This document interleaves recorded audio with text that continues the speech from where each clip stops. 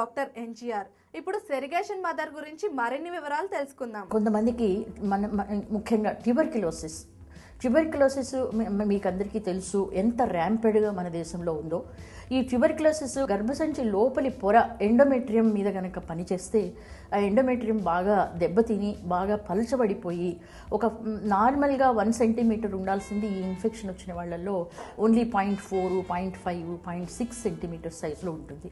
అటువంటి thin ఎండోమెట్రియంలో embryo fix కాలేదు. అంటే ఇప్పుడు మనం ఒక విత్తనం నేలలో పెడితే నేల కరెక్ట్గా దున్ని ఎరువేసి నీరు పోసి కలుపు తీసి దాన్ని జాగ్రత్త చేస్తేనే కదా పెట్టిన విత్తనం మొలకెత్తేది.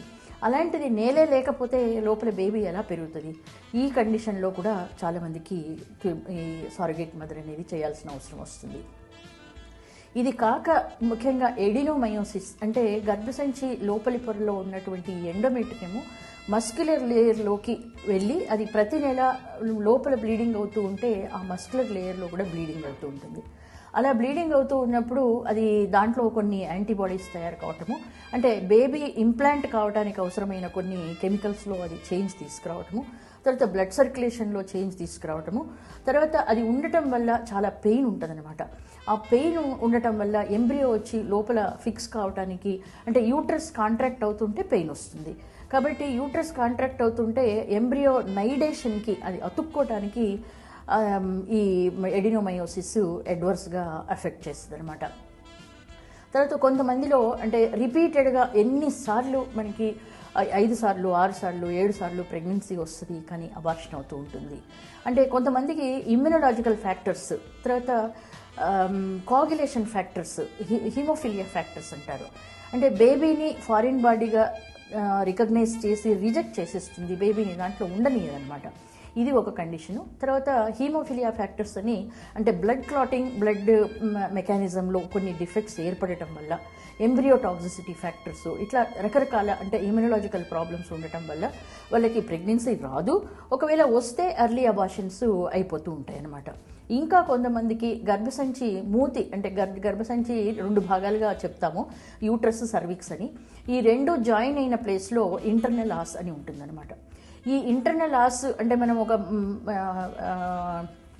బియ్యం బస్తాకి మనం మూట కట్టేస్తే ఎట్లా టైట్గా ఉంటుందో అట్లా అక్కడ స్వింక్టర్ అనేది ఉంటుంది. ఆ స్వింక్టర్లో ఉండవలసిన కనెక్టివ్ టిష్యూ, మస్కులర్ టిష్యూ రేషియోలో బై బర్త్ డిఫెక్ట్ ఉండటం వల్ల ఈ యూట్రస్ నెలలు నిండక ముందే 5వ నెల, 6వ నెల, 7వ నెల అది ఓపెన్ అయిపోయి దానివల్ల బేబీ మెచ్యూర్ కాకపోవటము, బేబీ పుట్టిన తర్వాత చనిపోవటము జరుగుతుంది. దీన్ని ఇన్కాంపిటెంట్ సర్వీక్స్ అంటారు. ఇటువంటి కండిషన్స్. తర్వాత బై బర్త్ యూట్రస్ సైజు షేప్లో కొంతమందికి బైకార్నియేట్ యూట్రస్ అని, యూనికార్నియేట్ యూట్రస్ అని చాలా చిన్న సైజులో ఉండటము, దాంట్లో మస్కులర్ లేయర్, ఎండోమెట్రియం సరిగా డెవలప్ కాకపోవటము, ఇలాంటి మేజర్ ప్రాబ్లమ్స్ ఉంటాయన్నమాట.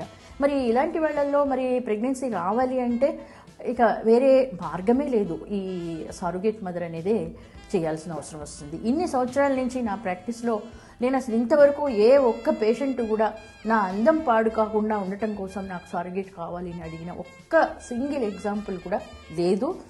దాదాపుగా ప్రపంచంలో ఎవరూ కూడా కేవలము అందం కోసమే సరగేట్ మదర్కి వెళ్ళటం అనేది చాలా, ఒకవేళ ఉన్నా కూడా ఎక్కడైనా మొత్తం ప్రపంచంలోనే ఒక 5, 6, 10 మంది ఉండొచ్చు. కానీ బట్ దాదాపుగా ఏ లేడీ, ఏ పేరెంట్స్ కూడా సొంతంగా న్యాచురల్గా వాళ్ళకి బేబీ కలగాలనే కోరుకుంటారు కానీ సరగేట్కి వెళ్ళాలని కోరుకోరు. ఇది ఎంతో తప్పనిసరి పరిస్థితుల్లో, ఎంతో సైకలాజికల్ టెన్షన్కి గురి అయ్యి సొసైటీలో ఉన్నటువంటి ఈ నెగిటివిటీని కూడా వాళ్ళు ఫేస్ చేసి తప్పని పరిస్థితి అయినప్పుడే ఈ ట్రీట్మెంట్కి వస్తున్నారు. కాకపోతే దాని గురించి పాజిటివ్గా ఆలోచించాలి, దాని గురించి నెగిటివ్గా ఆలోచించొద్దు. ఇప్పుడు గర్భసంచి కూడా మన శరీరంలో వేరే అవయవాల్లాగా ఇది కూడా ఒక భాగం. వేరే అవయవాలు ఇప్పుడు కిడ్నీ కానీ లివర్ కానీ ఏదైనా ఫెయిల్ అయితే ట్రాన్స్ప్లాంట్ చేస్తాం. కానీ అదేంటంటే లైఫ్ థ్రెటనింగ్ కాబట్టి అది ఆ ట్రాన్స్ప్లాంట్ చేసిన తర్వాత అది బాడీలో నుంచి రిజెక్ట్ చేయకుండా ఉండటానికి ఇమ్యూనోసప్రెసెంట్స్ లైఫ్ లాంగ్ వాడాల్సి ఉంటుంది అనమాట. ఇది మరి అంటే గర్భసంచి ట్రాన్స్ప్లాంట్ అనేది ఇంకా సక్సెస్ఫుల్ ఆపరేషన్ కాదు. తర్వాత ఒకవేళ చేయించుకున్నా కూడా లైఫ్ లాంగ్ ఈ ఇమ్యూనోసప్రెసెంట్స్ వాడాలి. తర్వాత ప్రెగ్నెన్సీ ఉన్నప్పుడు కూడా ఇమ్యూనోసప్రెసెంట్స్ వాడాలి. అవి బేబీలో కంజెనిటల్ అబ్నార్మాలిటీస్ని తెచ్చే అవకాశం ఉంటుంది. కాబట్టి ట్రాన్స్ప్లాంట్ కూడా అంత సక్సెస్ఫుల్గా అవ్వదు. కాబట్టి గర్భసంచి బేబీని క్యారీ చేయడానికి అవసరమయ్యేటువంటి ఈ ఆర్గాన్లో ఏ ప్రాబ్లం ఉన్నా కూడా మేజర్ ప్రాబ్లం, వాటికి సొల్యూషన్ కేవలం సారోగసీ. అందుకని దీని గురించి మిస్అండర్స్టాండ్ చేసుకోవద్దు. చూశారు కదా, పిల్లలు లేరు అని బాధపడుతున్న వారికి సెరిగేషన్ మదర్ పద్ధతి ఎలా ఉపయోగపడుతుందో.